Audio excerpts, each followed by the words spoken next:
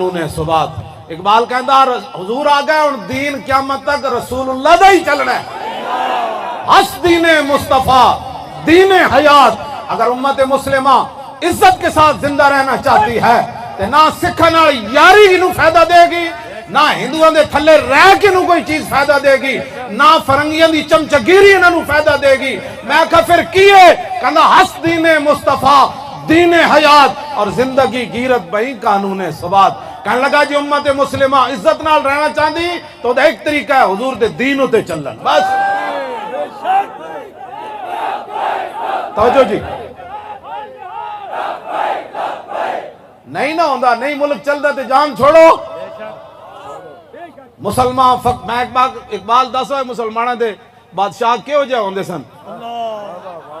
سوال تیرے کو انہاں مڑ کے کہنا ہے مولوی ایسی باتیں کرتے ہیں. میں علامہ کو کہنا